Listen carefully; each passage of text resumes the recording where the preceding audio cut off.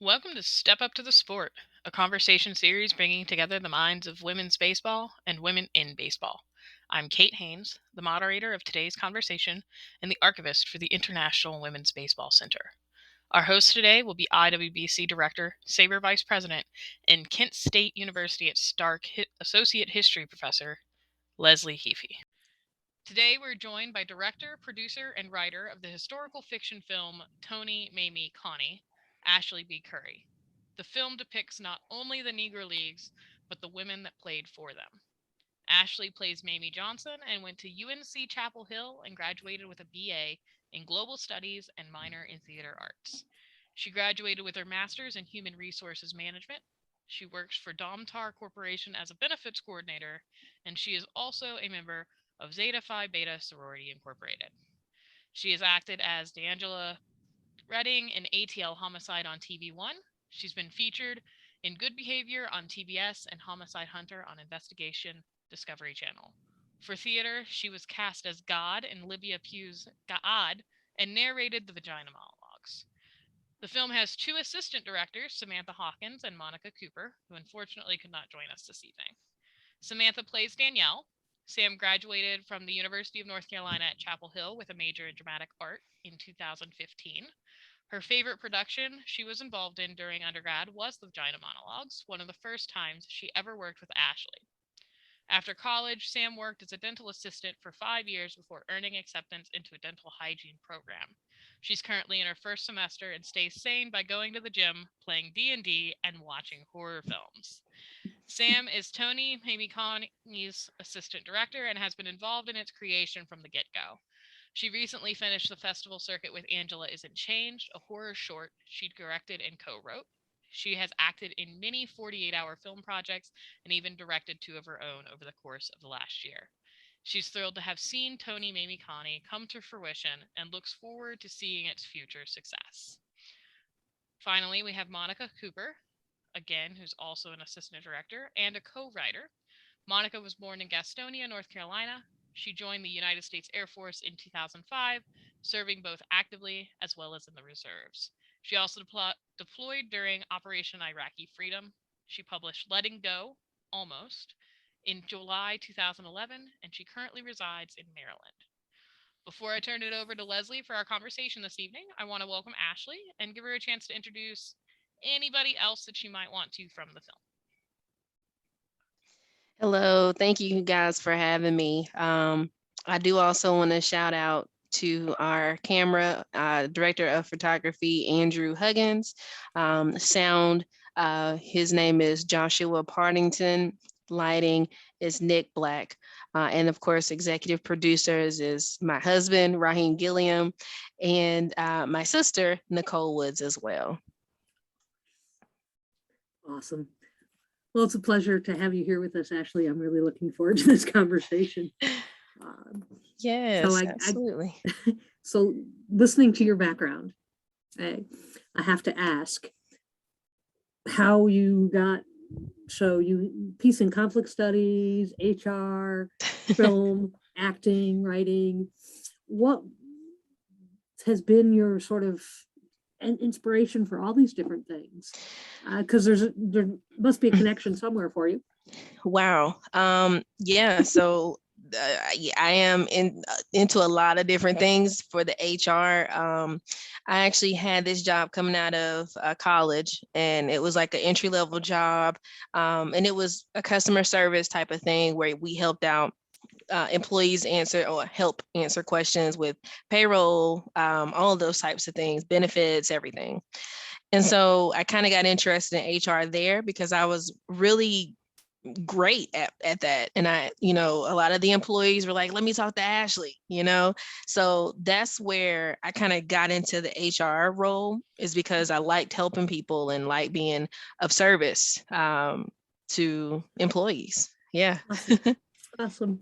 So with the film that we're going to talk about here momentarily, you're on the writing side of things, but a lot of your resume is on the acting side when we think about that world.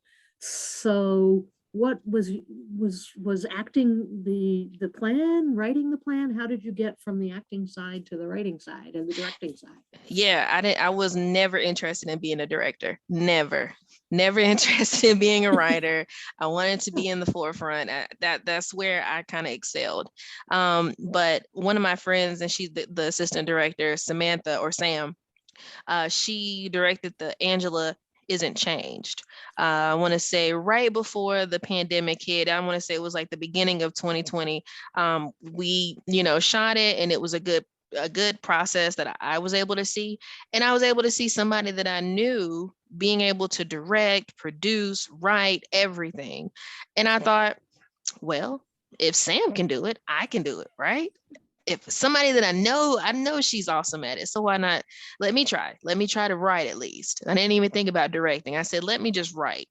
And so Samantha, Monica, they will tell you that entire, I want to say from about August to about November, I threw at least 50 scripts at them. Hey, look at this. Hey, look at this. And a lot of them, they said, well, hey, Ashleigh, we don't have $1 million budget, so we can't do the fire and the, crazy car chases and, the rain, and we can't do that. So of course, in my defeatist attitude, I put on a movie and watched A League of Their Own. Best movie. I love the movie. I've always loved it. And that it was just one scene that got me, where it was a African-American lady. She threw the ball back. Somebody said, oh my goodness, she has talent. And then that was the only thing that she saw. You didn't see who she was. You didn't see anything. And that's actually what got me to thinking, how about let's write this story? And then the more I started telling it, I said, well, why not try the directing? Why not, right? What's the worst that can happen? And that's kind of how I got into things now. That's very cool. That's very cool. So Thanks. are you a baseball fan just in general? So, okay, here's the truth. So I did softball, I want to say, in elementary school, middle school, high school. I was more of a cheerleader, so I did that. So I do have some skills. I have skills. But if you ask me a question about baseball current, yeah, I don't know. I do apologize. No, it's all good. It's fascinating to see where people's backgrounds are and how they find their ways to these stories. Yeah. And so you found your way to this story because of the movie A League of Their Own, which Yes. is a classic, and it's going to celebrate its 30th anniversary next year. And yes. so, which is kind of amazing. So as you are now getting into the writing, directing side of things and things, are there inspirations that you have in your background that you have looked to create those 50 plus scripts that you threw out there? Yeah. So, well, I know for Toni.mamie.connie, I looked at a lot of old, well, I won't say old baseball films, but just baseball films in general. So I wanted to go for the look and feel of 42, was played by the late Chadwick Boseman. I love that movie. I wanted to go for that feel, especially during that time frame. That's exactly the time frame, around maybe give or take a few years, that we're aiming for. But I looked to that. I looked to Issa Rae's Insecure, the Adventures of an Awkward Black Girl. That's something that I look towards as well. I mean, it's so many that I can think. Anything with Ava DuVernay. I mean, the way she tells a story is amazing. It's so many out there, and I know I'm blanking right now, but those are the few that I definitely look towards, and just had that inspiration of story writing and telling stories of people whose voices aren't heard and are silenced. So I think that's my biggest thing, is to make sure that we kind of have a voice for the silent. Yeah. Okay. So you saw the movie A League of Their Own, and as you point out, there's this great scene in there, and then it just sort of goes away. How did you get from that to finding this story that you are going to tell in this film? Yeah. So I mean, I've always, of course, I can't even tell you how many times I've seen that movie. At least what, 50,000? I don't know. And I know the word for word everything. But I saw that, and it was a different me seeing it this time, because I was searching for inspiration everywhere. So I was looking at it differently. And when I saw it, I was like, who is that girl? Who is that? Where did she come from? Why did the director decide to put that scene in there? He could have done away with that entire scene, and that could have just been a moment, that was on the cutting floor of a producer's, I don't know, producer's area. But why did they include that scene? It's got to be something there. And so I looked it up, and I came across the lady who was actually portrayed in A League of Their Own was Mamie Johnson. And I thought, oh, wow. And I read some more into her background, and I found out, oh, wow, she not only auditioned for it, but she went to the Indianapolis Clowns and actually played. Oh my goodness, why didn't I know this? And then that led me to, because it kept mentioning that she's a second woman to play. And I said, well, who's the first? Let me Google, right? Friendly Google. And it brought me to Toni Stone. Toni Stone was the first. Yep. Then it was Mamie, and then it was Connie Morgan. And so with all of that information, I'm 28 years old, and I've never heard of that. Never heard of these three ladies. And I figured, well, if I haven't heard, I'm sure a lot of people haven't heard of them either. And so why not, again, take them from being hidden figures to just being actual legends, and acknowledge them for who they are. So, yeah. That's really cool. Yeah, and you're right. Their stories are not known. And Toni's has come forward a little bit with Lydia Diamond's play. Yes. But other than that, there's not a lot out there. Right. So what made you decide to tell the story of all three of them, and not just the Toni story, or even just Mamie's story? That was a lot of back and forth. So initially I had just Toni's story, and I said I was going to, the script actually went from like 11 pages, then it was 40 pages, then I had to bring it back down to 9. But it initially started off with just being about Toni. And I was actually going to do a short film, maybe 10 minutes long, talk about a little bit with Toni, and then kind of leave a cliffhanger at the end so that people will be wondering, who is this, right? But then I thought, well, I can do something and introduce all three of them and intertwine them, right? Because historically, Toni, Mamie, Connie were never on a team at the same time. They never were. Toni was on the team, then Mamie, and then Connie came much later. Well, I won't much later, but the next year, Toni was in Kansas City. So they were never on a team, historically speaking, never on a team together, all three. But I thought, why not tell about a time where we're talking about their childhoods, and we have maybe like a flashback moment of each of their childhood, and we can actually intertwine them and just have it be like a last game. They're playing their last game. They're thinking about, oh my goodness, I can't believe we're here. I can't believe this is happening. And then they go back, and we get a glimpse into their lives as a child. Right. So that's kind of where I wanted it to be something where it just kind of intertwined with each other, to show who came first, second, and third. Yeah. So for those, when people get a chance to watch it, they're going to see more than a baseball story. Yes. And in fact, in the short film, you don't see them playing baseball at all. You see them mentioning, oh, we're going to play this game, or, oh, she's going to try out, but you never really see that. You see the story as almost similar to 42 with Jackie Robinson, where of course he plays, that was a movie, but you got a chance to see the man behind that.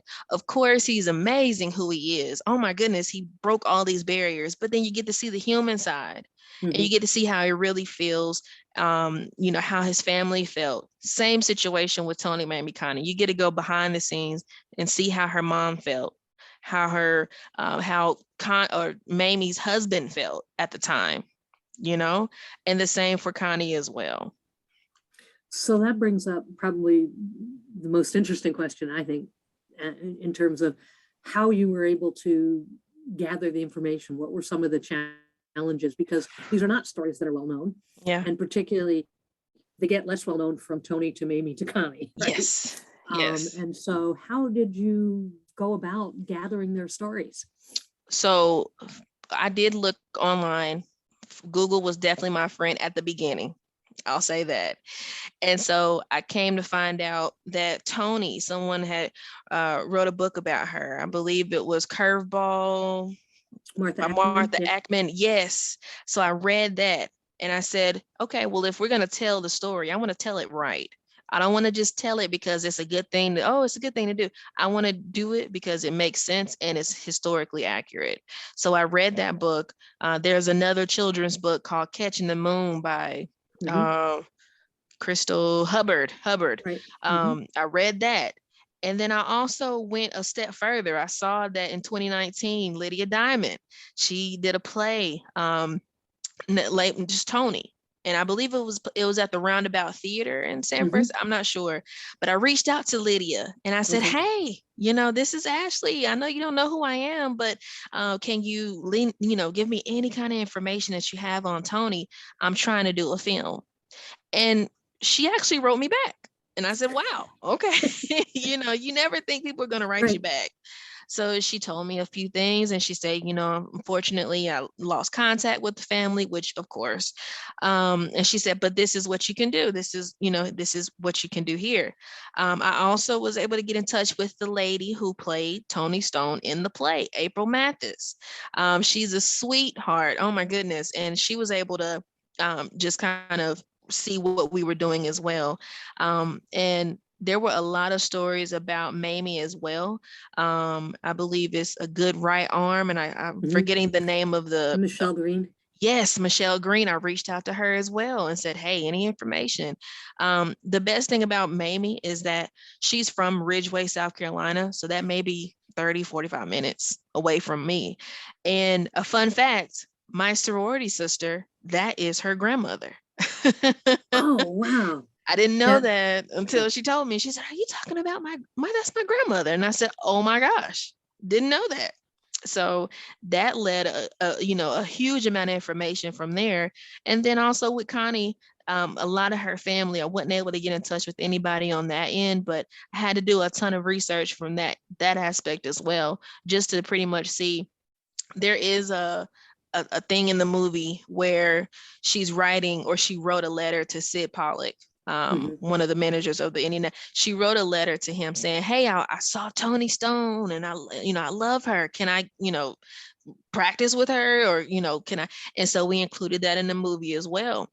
But at first it wasn't a lot of information, but I definitely had to dig down to get it. But once I did, a lot of people were more than willing to help. Yeah. That's very cool.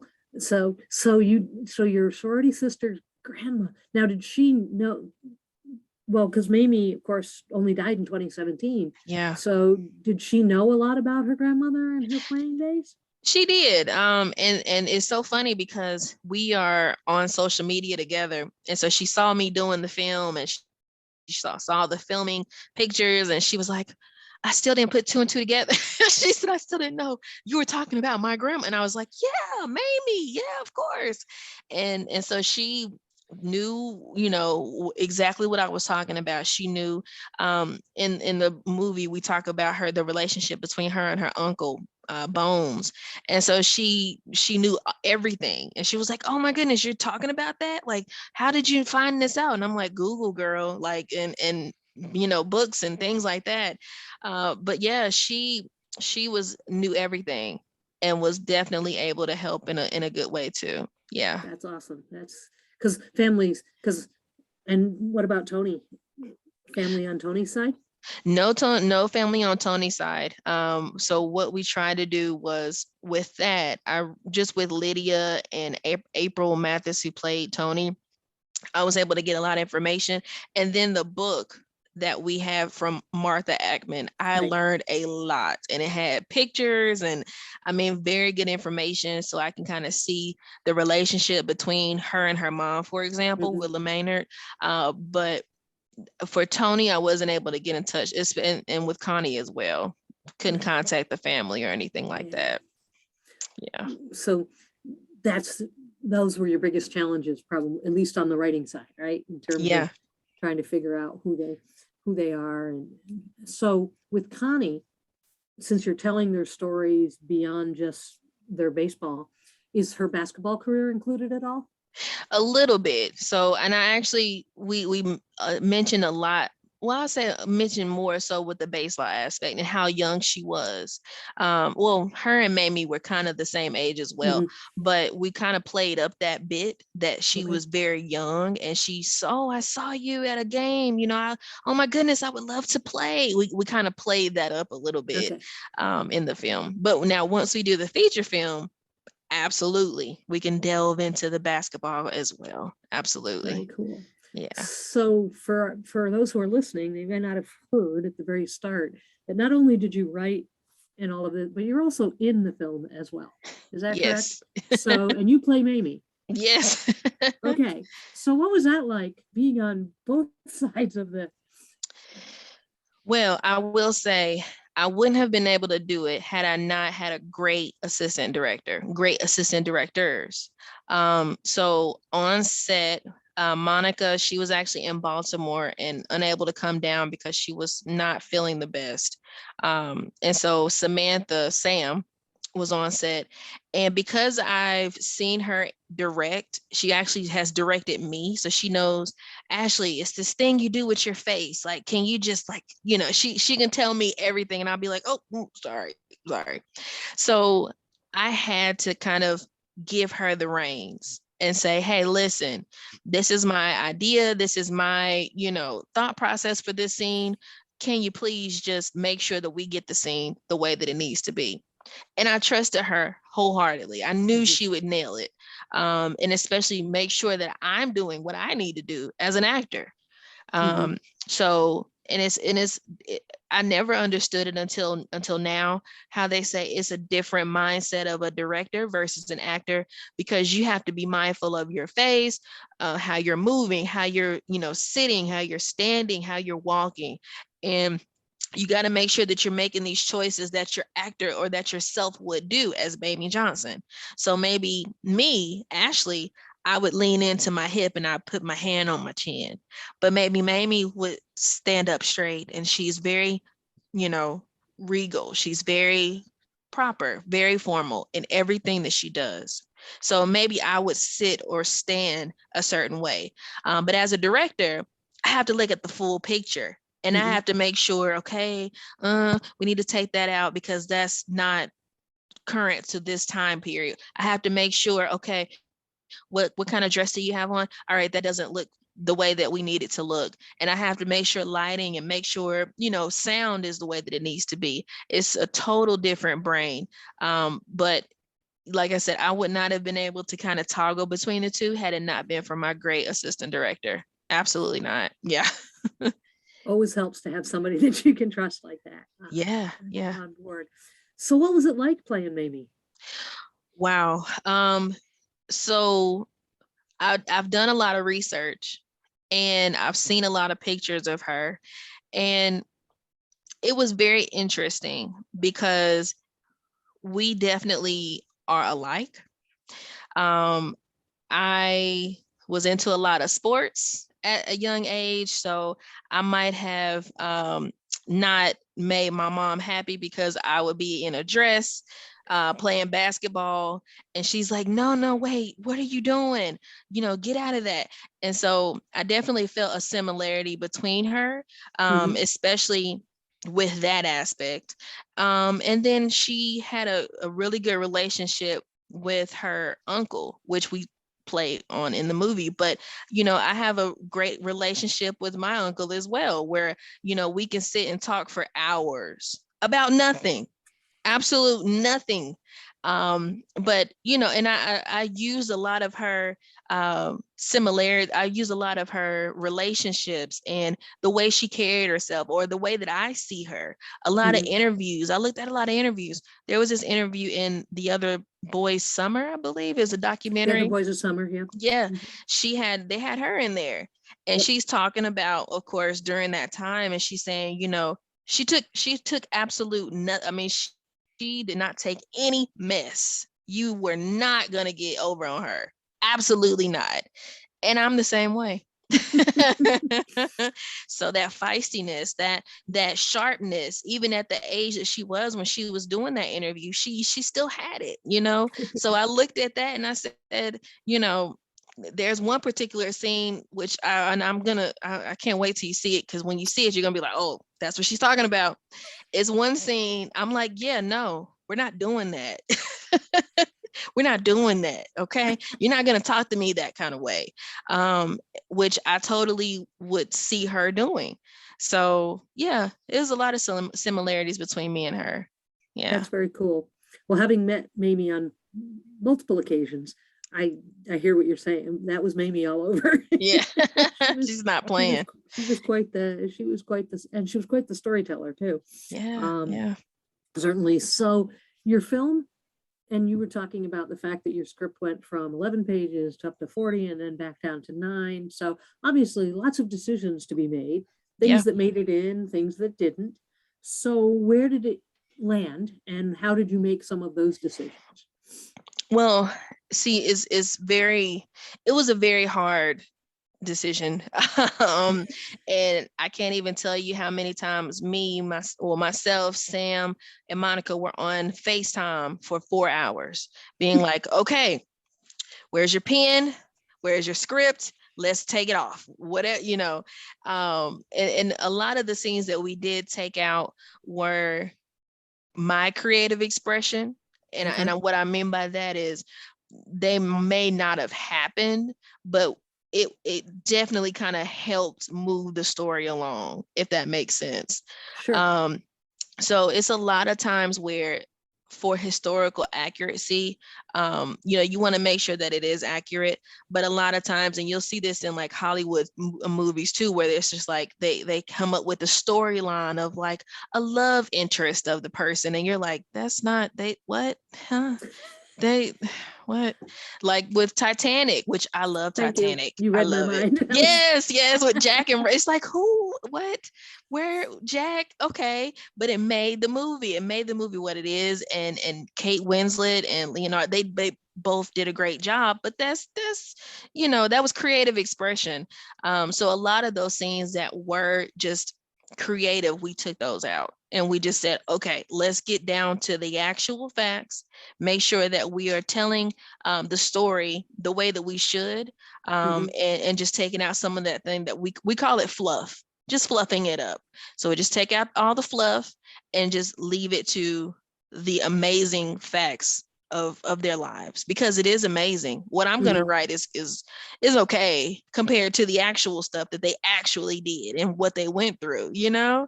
So it was a lot of scenes where I just kind of was just writing stuff, you know, and I just took it out.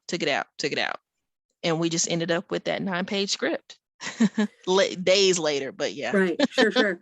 So you ended up with a short film, and I'm guessing, but you can tell us a little bit more about how this works, that is a benefit probably for the opportunities to have this screened at film festivals and things like that, which is that correct? Yes, absolutely.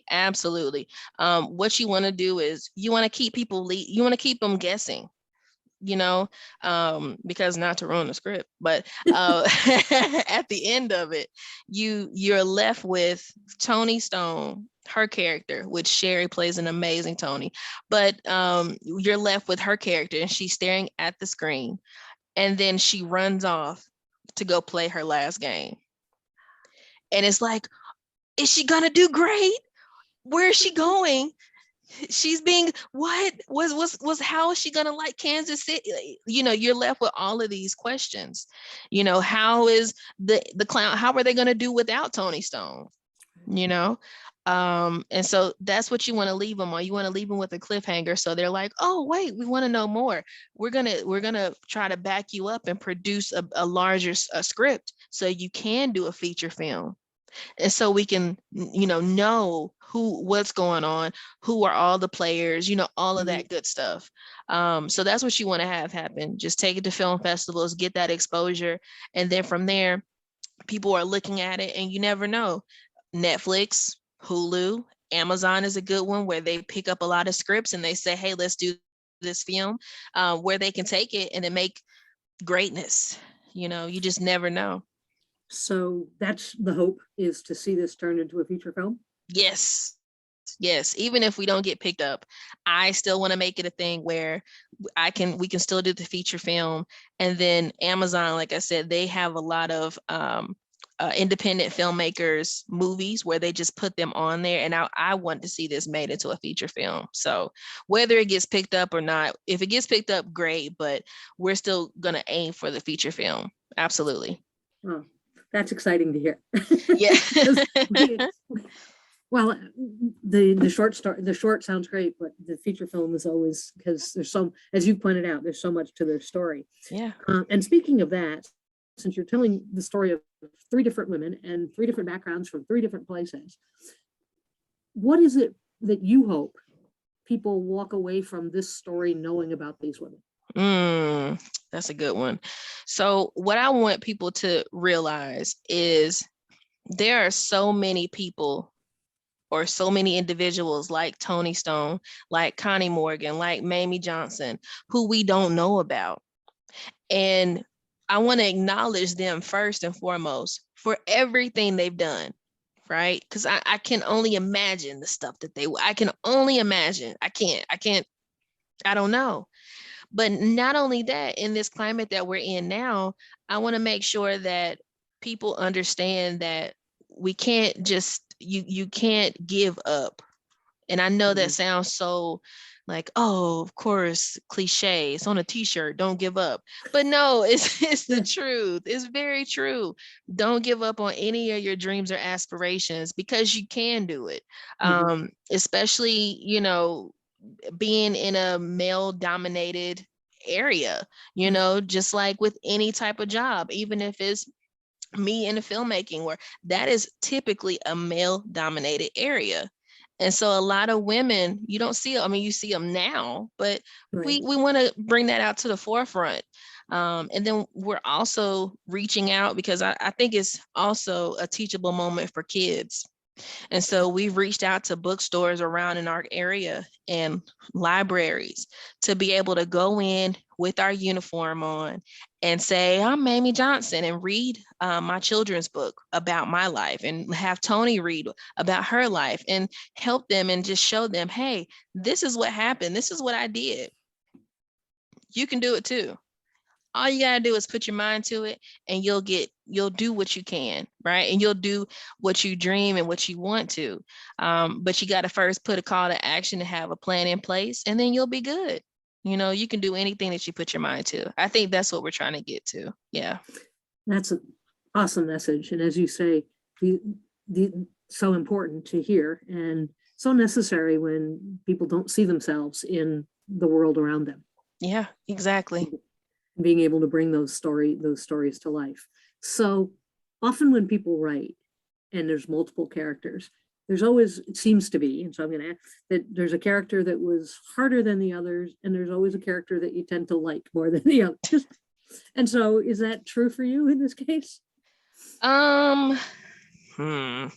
Well, yes. Okay. Yes, I do have. Yes. So as I was writing, with anything, you always have to have a quote unquote villain in the movie. So our protagonist, of course, is Toni Stone. Is mainly centered around her, but it's also centered around Mamie and Connie. You always have to have a villain, and so we kind of make that into. We included a lot of characters, real characters from the Negro League. So like one of our villains is John Wyatt, who was Yep. he he didn't like the fact that she was there. And then it kind of added to it. We brought into the script about Hank Aaron being on the Indianapolis Clowns. Once he left, they put Toni in place for him. And so we kind of played that sexist aspect, like, oh, you're gonna get a woman to Hank Aaron is Hank Aaron, but you're gonna get this woman in here who's 28, 29. No, what is that? She should be at home. What do you mean? So we kind of play off of that. And then of course, we have to have an obstacle. So we kind of play off of Toni and her husband, where it's, and I won't say an argument, I'll just say a disagreement about her playing baseball. So I think the character that I had that I didn't like was John Wyatt, which I know he's probably an amazing person. But when I was writing about him, I was like, oh, he's just got to be and I hate to say villain because he's not, he's the antagonist. How about that? Well, yeah. And in good story has to have, right, as you talked about earlier, you have to have things that move the story along. And yes. How do you move the story along without those pieces? Yes, exactly. So that's my only one. Everybody else was fine. That John. Yeah, well, and people will love to hear that Hank Aaron piece because most people don't know that connection either. Yeah. They will recognize Hank's name, so. Yep. And we also included King Tut, the big glove. Yep. We included that character as well. So it's funny to see the dynamics between each player. Right. You have some that are excited for her to be here, and they just don't want anybody to know because they're ashamed. They don't want anybody to know. They think women should be equal. Oh my gosh, But then you have some that are just like, oh no, we need, who is she? Is she the secretary? We play on that a lot too. So it's interesting. So as you're laying out this wonderful story and giving people these little bits and pieces of it, where can people find out more? How do they get to, what's the plan? How can they see all of those kinds of things? Yes, we have a website, www.toni.mamie.connie.com. And I keep everything on there. I update everything. As of right now, we've been going around our area, Charlotte, North Carolina, Gastonia. We just had a viewing last Saturday in Gastonia where we go live on our Instagram page. And so people can see it. The only thing though is with film festivals, they like to be the only ones to see it. And so it just can't be widely, like I can't put it on like YouTube or what's another one, like Facebook. Like even when we do put it on live, I have to, like the day after, I have to delete it because their thing is it can't be widely viewed. So not something that we can just look up and see it's on there. Right. And that's the only thing about that. It's just we have to kind of keep it there. Sure. So until it's done with the festival circuit, I have to just continue to do these viewings to let people see it, of course, until we get the go ahead from the film festival that we're able to just release it. I didn't realize that. That's interesting. Huh. Yeah, they like to be the first to see. I guess that makes sense. That never occurred to me, but yeah. Interesting. So what has been the reaction so far of those who have seen it? Wow. So everybody that have seen it have given it great, I would say 5 stars, but just great reviews, and said it kind of it's enough information to tell you what it's about, but then it kind of leaves you hanging where you're like, oh, what happened? I wonder what happened to her. Is she gonna quit? Or like, what's going on? So I haven't heard anything negative, or not negative, but I haven't heard any criticism, but mostly just, this is a good story that needs to get out. And a lot of people are just surprised. They didn't even know that there were women who played in the Negro Leagues, which is a teaching moment. Sure, yeah, absolutely. And opportunity to continue to do that is what you want. So as you now can sort of look at this piece that you created and all the research you've done so far, and as you acknowledge, it was a story that you didn't know before you went in. So this may seem an odd question, but I think it's always interesting to ask what most surprised you as you were doing and pulling together these stories, if anything, that you that just struck you as, wow, that has really resonated or stuck with me? Yeah. So I read about Toni Stone that when she first got started, she lied about her age, which, I mean, of course it makes sense. It makes sense now, but I was like, wow. Like, I just, wow, that she had to lie because she knew that if she told them her real age, then the things would come out. Oh, why are you, I mean, you have a husband. Why are you not there? Why are you not in the house? Why do you not have kids? Why? I mean, there's a lot of questions that come through when you think about it. And, she was saying she was 17, 18 when she was really 27, 28 years old. And I started thinking about myself. I'm 28. I don't want to be 18. No, I can't, but again, I couldn't imagine it for myself because I wasn't living during that time, Yeah. so it's just what Mhm. would like I just that definitely wasn't one where I was like, wow, okay, wow. And even with Mamie, with her getting turned down by the All-American Girls Baseball League. And of course, because of her skin color, a lot of people would have just stopped there and said, you know what? Okay, this is it. I'm just not going to do it. But she took it a step further and said, you know what? Okay, I get a no here, but there's another. I'm going to make sure that this is done. And she did what she had to do. She still had a husband, which that doesn't make any, I get it, but she had a husband, she's had children. Like, it's just an aha moment. Like, oh, wow, okay, that's yeah, but that makes sense. Yeah. Yeah. Well, and what you're pointing out is something I think a lot of you don't often pause to think about, which is the different time periods in which these stories take place. Yeah. That's it. Because I'm thinking of it 2021.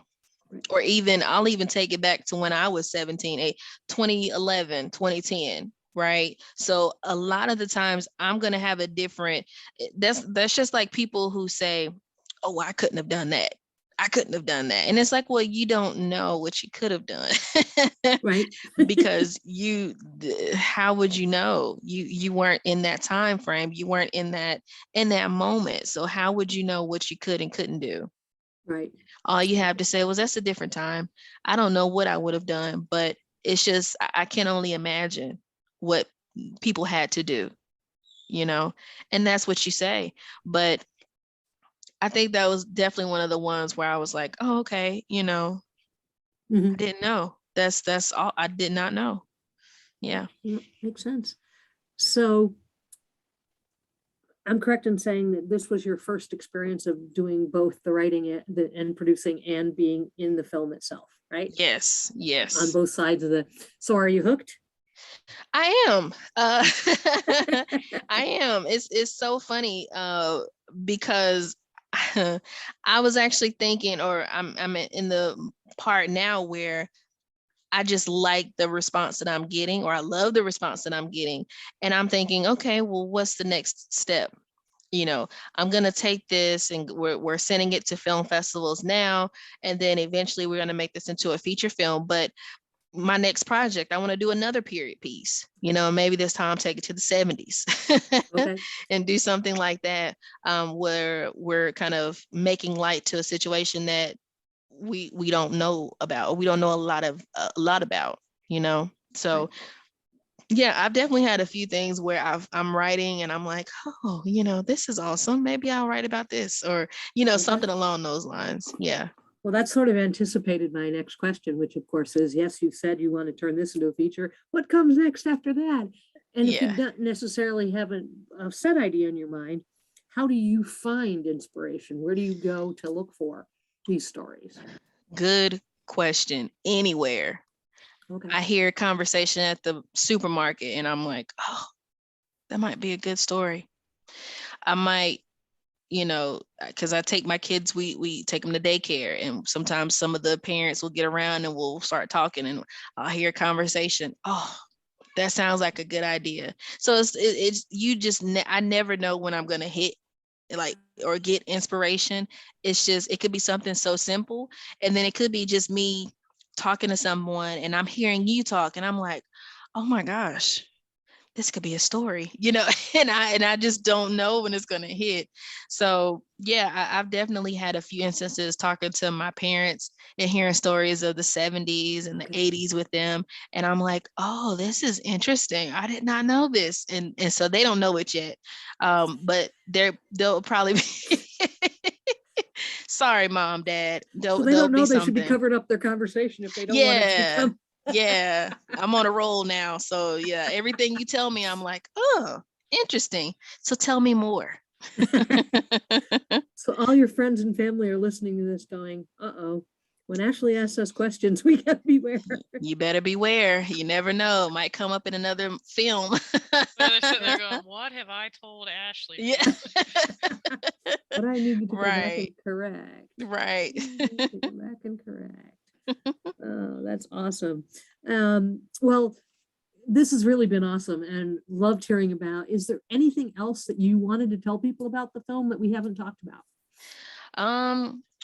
No, the only thing is now we are taking donations for film festival submissions, and also with, of course, the film festival submissions, and to help with the feature film aspect of it. So we have an Indiegogo campaign, of course, where, I mean, it is a part of the website as well. So we are taking that. We are selling merchandise. All proceeds go to making this a feature film. Every single cent, every single cent. And when I say every single cent, I mean every time I get something, I make sure to reach out to one of the sound or the camera guys and say, hey, let's go ahead and get this down. Let's get this nailed down. So we are doing that. If they look at our website, www.toni.mamie.connie.com, they'll be able to see the donation link and our merchandise. We'll also make sure that we link it in the description. And likely the IWBC will be featuring you guys a couple of times throughout the next couple of months too. So we'll make sure that we include it there as well. Yay, thank you. Cool. So if anybody when you get to listen to this, I can tell everybody that's listening, you want to see the full story and not be left with that cliffhanger, this is your opportunity. Right, exactly. See what happens when Toni runs off into the sunset. What comes next? That's cool. Exactly. Very cool. Anything you wanted to ask Kate that I haven't asked? Oh man. I mean, I could sit here and talk to you all night. Especially when you mention that, one of your big inspirations, of course, was Boseman's portrayal of Robinson in 42.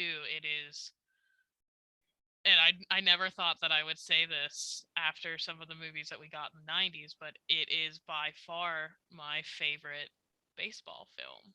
Yes. Yes. And it is, Chadwick was capable of going through and really creating a name for himself in the last couple of years of his life. And he did that with such a purpose, but he will always be Jackie Robinson to me. And that was something that I know that he had talked about in a lot of his interviews and stuff like that, that was the role he had always wanted to play as well, and you can just see it in the way that he acts. And so your comment about that has made me even more excited to see this, because you said that inspiration and the way that they filmed that time period also inspired you guys. So I am very excited for it, and we'll definitely be trying to check out some of your upcoming viewings and whatnot.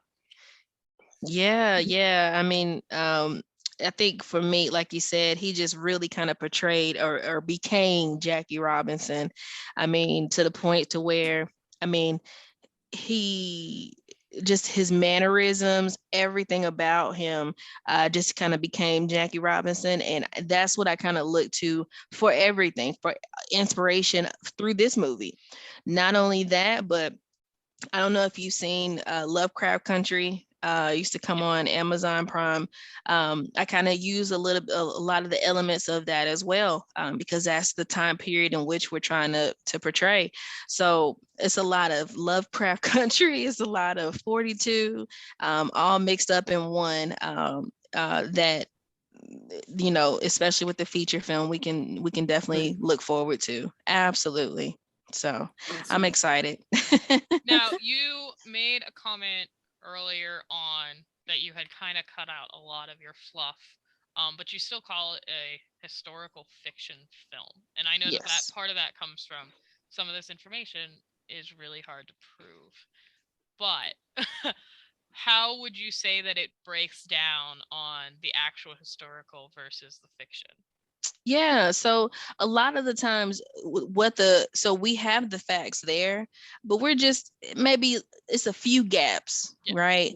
Of how did Tony's husband feel about it. Now, of course, it's not a lot of information out there about how he feels, or I mean, I think he was definitely, I saw a few pictures of him, but for me, it looked like he was very supportive. But with this type of protagonist type of thing, you have to put an obstacle in front of someone in order to get over it and overcome that. So not only are we talking about the sexism and racism that Black women had to face during that period of time, but I wanted to touch on her relationship, right? Because I think the biggest thing with historical pieces, especially, I'll even take Selma, MLK, Martin Luther King Jr. Selma did a phenomenal job of presenting the facts, but then showing he had a human side to him, right? And it was a side where a lot of people are not used to seeing him be put up like that. And that's okay. But we still need to know that people are human. Of course, they do these great things and, you know, go on to do a lot of great, you know, breaking barriers, but they're still you and me. They still have feelings. They still have, you know, doubts, insecurities. I'm sure they didn't wake up every morning and say, I'm ready to take on the world. You know, I'm sure one day they woke up and said, I'm tired. Yeah. I'm worn out. I'm tired of the racism. I'm tired of the sexism. You know, my team doesn't like me. You know, I don't have any friends, and I don't, you know, I'm sure that they faced a lot of that. And so that's the only thing that I'm doing is just having the facts there, but going a step further and making these three women human and relatable, especially during this time frame. Because a lot of people will say, well, it's 2021, Ashleigh. How can I relate to that? That's in the 50s. Oh my goodness. And it's like, well, they're still people, guys. You know, they're still people. Well, they I still think feel. that reminds me too of, like, you know, humanizing these characters, like you said about MLK and Selma, and I really appreciated the way that they portrayed him, because we do have a tendency to take those figures and be like, that's our Black guy in history, and he was perfect, and he's not, because you're right, he's human. And it just reminds me of Ruby Bridges makes a quote in her later activism, after becoming the one to desegregate an elementary school, is that we have to tell the truth. The truth requires all of those little things, or it's not the truth. And that's the way to teach history. So that makes it even better. It goes, okay, sure, you're flawed, we get it, but you were also still capable of completing and advocating and doing all of these great things. That's right. Yep, exactly. So it's not we're not taking it, going above and beyond and saying like I said, the Titanic route, where it's like, oh, she had a love interest and, you know, oh my gosh, this is horrible. It's just, hey, I don't like this, right? I'm your husband and I don't like that I don't like this at all. And that's, well, it's likely a very real conversation to very be had, real. regardless of how supportive he was. It's just like, you're putting yourself through this, and I don't really like you doing this. And he was, especially in his case, because he was considerably older than he Tony, was. Which would have put him in an even different mindset than somebody of a similar age to her. He would have been of a generation almost, because he was significantly older. And so he would have had a very different mindset. So it's very likely that they certainly had, guaranteed they had the conversation. And like you said, the age difference between her and him, it was just, and we played a little bit on that too, where it was like, you know, I love you, but can you be home, please? Can you, I know you have practice, but is there any way you can make time for me? Can you, and then we do play on that a lot in the film or the short film, where we're kind of playing with that dynamic. And the feature film will show how he really and truly loves her, and he wants whatever she wants. He's like, I'm here for it. And I think that has a lot to do with, I mean, because she only played for a couple of years and then she quit, went out, and she took care of him until he passed away. So I think that was her saying, thank you for letting me live out my dream, because you could have easily shot it down. It's the 50s, what you say goes, but you let me do what I can. And so I'm gonna take care of you. I'm gonna love you. And that's what she did. Yep. So yeah. Their stories after their baseball careers are also reinforce what you say, which is the importance to see them as human beings. Yes. And not just this person on the ball field or whatever the issue is. Right. Because Mamie went on to have a long career as a nurse. Yeah. And I think she did a little bit with baseball, or after, they her had time. that memorabilia store in Washington, D.C. That's what it, yeah. And so she did a lot. But like you said, she went on to be a nurse. She quit baseball and went to be a nurse. And then that was what she did. I think Connie went on to go to school and business school. And then she did. So they went on to live very normal lives, I guess. They weren't doing the baseball thing anymore. But that was a great time in history. And I don't think, I know that they probably didn't know how courageous that was at the time. They were like, I just want to play baseball. Well, but Mamie got to live to see a little bit of how people viewed her. Yes. Toni, of course, and Connie didn't. Connie and Toni certainly, I think would be amazed to know today that she's got a baseball field named after her, and out in St. Paul, and all these other things that have occurred since they've been gone. Mamie at least got to see a lot of the stuff. Yeah. I agree.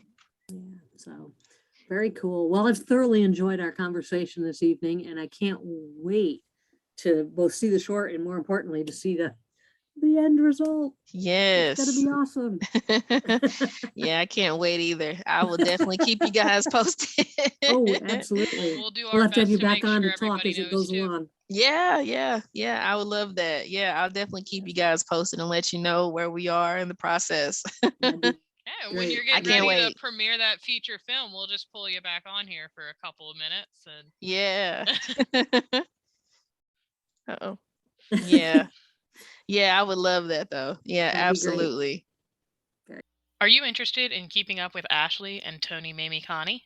Follow the film on social media at toni.mamie.connie on Facebook, Twitter, and Instagram. You can also check out the film's website, toni.mamie.connie.com, for more information, including viewing opportunities. While you're at it, you can keep up with the IWBC at IWBC for me on Twitter, Facebook, and Instagram. If you're interested in becoming a member or are interested in making a donation to support our continued work, please visit our website at internationalwomensbaseballcenter.org. If you liked our episode and are curious about other digital content, don't forget to like and subscribe to IWBC Archive on YouTube. Thank you again for joining us for Step Up to the Sport. And thank you again to Ashleigh for sitting down with us. Keep an eye out for new and upcoming content, and don't forget to step up to the sport.